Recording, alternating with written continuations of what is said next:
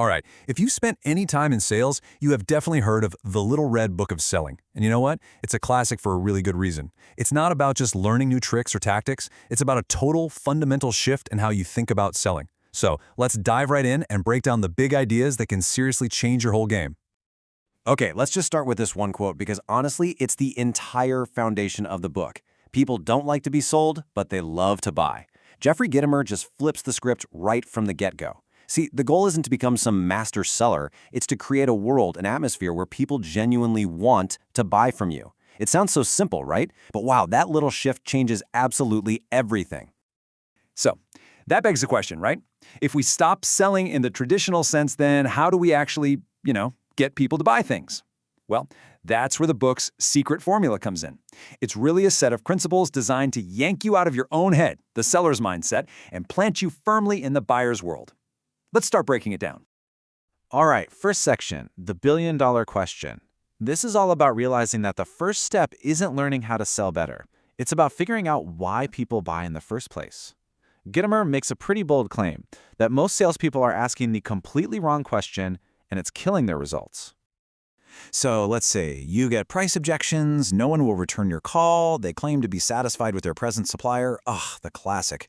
You have to send bids or proposals, and of course, you find yourself complaining that the economy is slow. Come on, does any of this sound painfully familiar? We've all lived this. But here's the twist from Gitomer. These aren't actually the problems. Nope, they're just the symptoms of something much, much deeper. I mean, really think about it for a second. Companies pour millions, maybe billions, into sales training, right?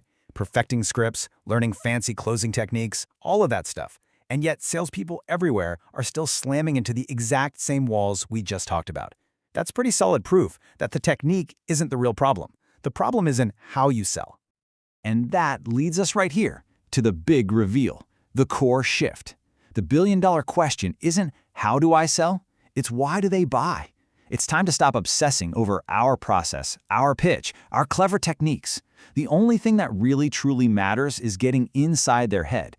Why do they finally say yes? What makes them pull the trigger? Why do they choose you over everyone else? That's the billion-dollar question. Okay, so once you make that mental switch, once you start focusing on why they buy, your entire job description just changes.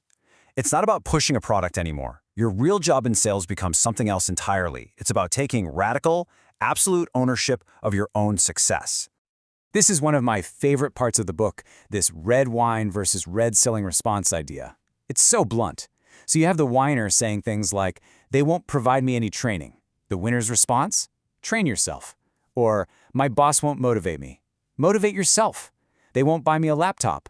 Well, guess what? Laptops are for sale at the computer store. It's all about just completely eliminating excuses. Gitomer is crystal clear. Your company, your boss, the economy, none of them are responsible for you. You are, period.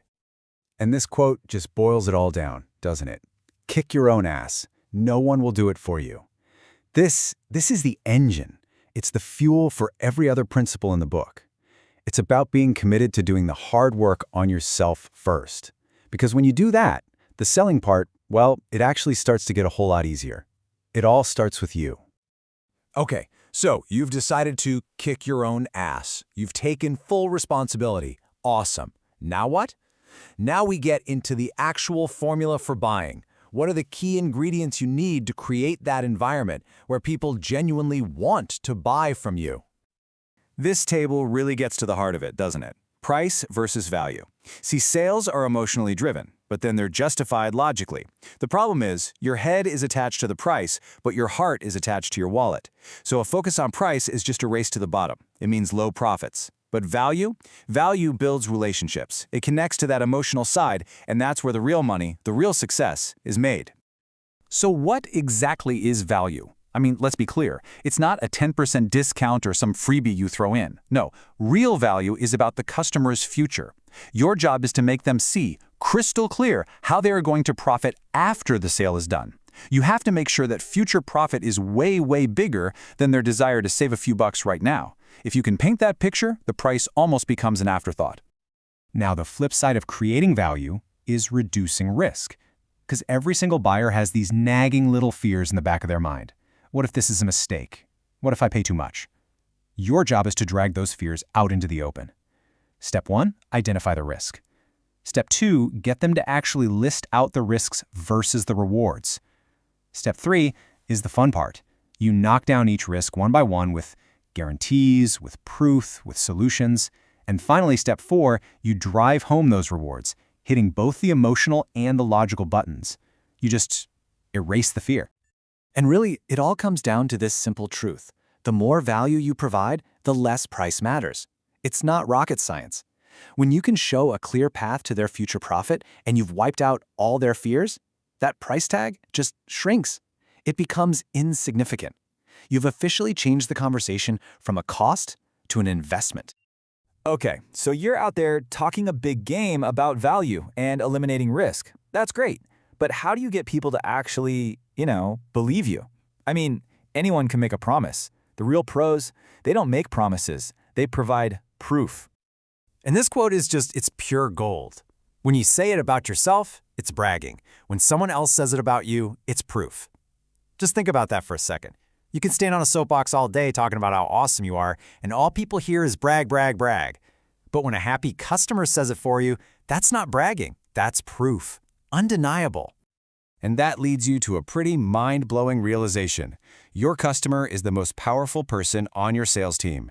Think about it. Their story, their words carry so much more weight and credibility than any fancy sales pitch you could ever dream up. Why? Because they've got nothing to gain by saying it. They're just telling their truth. And that makes their endorsement priceless. But here's the thing, not all testimonials are created equal. Getting a generic, yeah, they were great to work with, is nice, I guess, but it doesn't sell. A powerful testimonial is strategic. It needs to do real work. It should take away a risk. It should show a specific benefit. It has to overcome a common objection, like price.